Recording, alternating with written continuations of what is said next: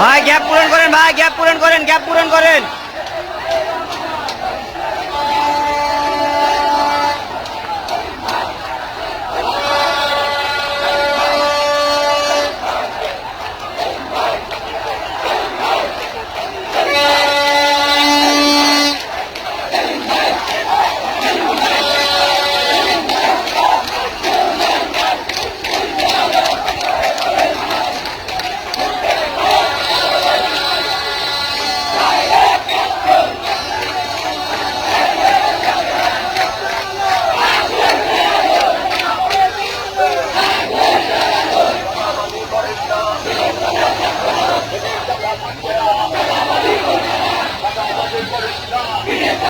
Fascist Awami League সরকার তারা তাদের শাসনামলে হিন্দু সম্প্রদায়ের একাংশকে তাদের ফ্যাসিস্ট শাসনের কাজে ব্যবহার করেছে, নানাভাবে ব্যবহার করেছে।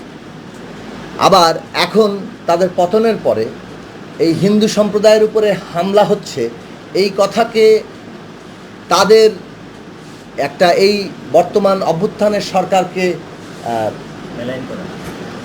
তাকে কালিমালিপ্ত করা বলেন কিংবা তাদের রাষ্ট্র পরিচালনাকে অস্থিতিশীল করা বলেন, সেটা করার জন্য তারা আবার ব্যবহার করছে। এখন বাংলাদেশে হিন্দু সম্প্রদায়ের উপরে কখনোই কোনো হামলা হচ্ছে না, ব্যাপারটা তো এরকম নয়। হামলা আগেও হয়েছে, হামলা এবারও কিছু কিছু ক্ষেত্রে ঘটেছে, কিন্তু সেই হামলা যেটা হচ্ছে তাকে অনেক বেশি নানা দিক থেকে আবার ফেক নিউজও তৈরি করে আমাদের দেশে যেমন এই ফ্যাসিস্টদের দোসররা প্রচার করছে, তেমনি পার্শ্ববর্তী দেশ ভারতে অনেকগুলো মিডিয়াকে বেশ ব্যাপকভাবে এগুলো প্রচার করতে দেখা গেছে। সারা দুনিয়াব্যাপী বাংলাদেশে একেবারে হিন্দু সম্প্রদায়ের উপরে যে নির্যাতনের কাহিনী প্রচার হচ্ছে, বাংলাদেশে হিন্দু সম্প্রদায়ের মন্দিরে যে হামলাগুলো হয়েছিল আমরা প্রত্যেকটির প্রতিবাদ করেছি, প্রত্যেকটি তদন্ত হওয়া দরকার এবং প্রত্যেকটি সুরক্ষার আমরা দাবি করেছি এবং দাবি করে যাব। কিন্তু যে প্রচারণার জায়গাটা হচ্ছে তার যে একটা সুস্পষ্ট রাজনৈতিক জায়গা আছে, এটা খুবই পরিষ্কার। ফলে বিশেষ রাজনৈতিক উদ্দেশ্যে এই বাংলাদেশের ভেতরে একদল এবং পার্শ্ববর্তী ভারতের অনেকগুলো মিডিয়া এমনকি তাদের সরকারের পৃষ্ঠপোষকতা আছে, এইভাবে তারা প্রচারণা চালাচ্ছেন যাতে বাংলাদেশে এই বিদ্যমান জনগণের আন্দোলনকে কালিমালিপ্ত করা যায়, এই আন্দোলনের উপর দাঁড়িয়ে থাকা সরকারকেও কালিমালিপ্ত করা যায় এবং বাংলাদেশকে একটি জঙ্গি উগ্রবাদী রাষ্ট্র হিসাবে সারা দুনিয়ার সামনে পরিচয় করানো যায়। এখন এই জায়গা থেকে আমরা বলছি, আজকে বাংলাদেশের সামনে দুর্গাপূজা, সারা ভারতবর্ষেই দুর্গাপূজা কিংবা দুনিয়াব্যাপী দুর্গাপূজা পালিত হবে। তো এখন দুর্গাপূজা যে বাংলাদেশে আসছে, এই দুর্গাপূজাকে কেন্দ্র করে অনেকেই কিন্তু আবার নানা ধরনের একটা পরিস্থিতি সৃষ্টি করতে পারে। এই যারা এই পরিস্থিতি সৃষ্টি করবে তারা আসলে কারা?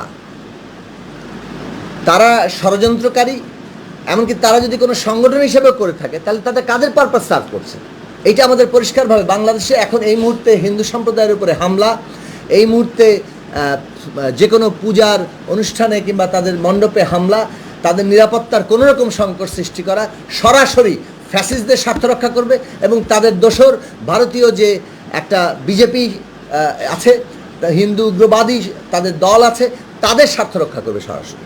ফলে বাংলাদেশে আমরা এটা ধরে নিতে পারি, আমরা জনগণকে এটা পরিষ্কার করতে পারি যে এইখানে হিন্দু সম্প্রদায়ের উপরে যে কোনো হামলা এখন যেহেতু ভারতের উগ্রবাদী বিজেপি আর বাংলাদেশের ফ্যাসিস্ট শেখ হাসিনার দোসররাই লাভবান হবে, কাজেই এইটা তাদেরই কাজ এবং তাদেরই তারা সহযোগী, যে সংগঠনই করুক থাকুক না কেন সেইটাকে সেভাবে চিহ্নিত করা দরকার।